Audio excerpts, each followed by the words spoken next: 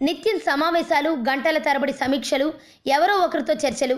ఇలా 24 గంటల్లో 3 వంతుల సమయం కష్టపడుతున్నారు సీఎం చంద్రబాబు. ఇవన్నీ చేస్తూ కార్యకర్తలు, ఎమ్మెల్యేలు, ద్వితీయ శ్రేణి నాయకులకు ఆయన దూరమైపోతున్నారనే చర్చ జోరుగా వినిపిస్తోంది. మా కోసం కనీసం ఒక 5 నిమిషాలు కూడా కేటాయించలేకపోతున్నారు అనే అసంతృప్తి వీరిలో నానాటికి పెరిగిపోతోందని తెలుస్తోంది. ఇదే సమయంలో వైఎస్ హయాంలో ఇలా ఉండేది కాదని, ఎవరు వెళ్ళినా పేరుతో ఆప్యాయంగా పిలిచి భుజం మీద చెయ్యి వేసి మాట్లాడేవారని, కానీ ఇప్పుడు చంద్రబాబులో ఆ లక్షణం కనిపించడం లేదని అంతర్గతంగా చర్చించుకుంటున్నారు. కోస్తాలో ప్రజాభిప్రాయాన్ని ప్రభావితం చేసే గుంటూరు, కృష్ణా జిల్లాల్లో తెలుగుదేశం కార్యకర్తల్లో ఎందుకో తెలియని అసంతృప్తి నెలకొందట. సీఎం చంద్రబాబు దర్శనం కోసం గంటల తరబడి వేచి చూడాల్సి వస్తోందని వీరంతా మదన పడిపోతున్నారట.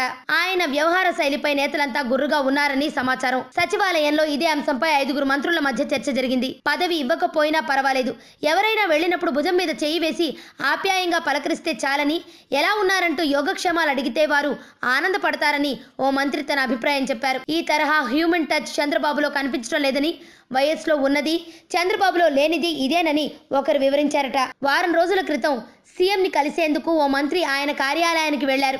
ఆయనకు చేదు అనుభవమే ఎదురైంది. అప్పటికే 7-8 మంది ఎమ్మెల్యేలు, ఇతర నేతలు చంద్రబాబు కోసం ఎదురు చూస్తున్నారు.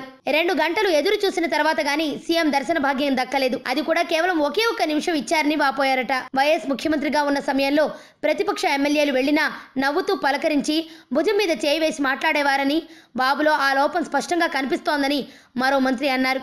ఈ 5 మంత్రుల మధ్య చర్చ జరుగుతుండగా ఓ జిల్లా పార్టీ అధ్యక్షుడు అక్కడికి ఎంట్రీ ఇచ్చారు.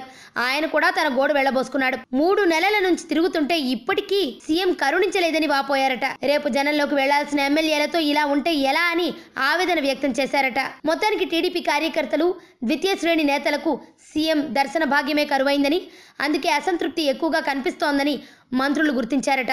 అధినేతలో మార్పు రావాలని, ఆప్యాయంగా పలకరించి చెప్పింది వింటే అందరూ సంతృప్తి చెందుతారని మంత్రులందరూ ముక్తాయింపు ఇచ్చారట. మొత్తానికి ఈ విషయం చంద్రబాబు వరకు వెళ్ళి ఈ విషయంలో మారితేనే అసంతృప్తి సెగలు చల్లారే అవకాశం ఉంటుంది. ఆరోగ్యవంతమైన జీవితం కోసం మనం పాటించాలి కొన్ని నియమాలని. చిన్ని చిట్కాలతో చింతలేని జీవితాన్ని ఎలా గడపాలి అనే దానికి వీక్షిస్తూనే ఉండండి మన ఆరోగ్యం యూట్యూబ్ ఛానల్. మరిన్ని ఆరోగ్య సూత్రాలకు సబ్స్క్రైబ్ చేసుకోండి.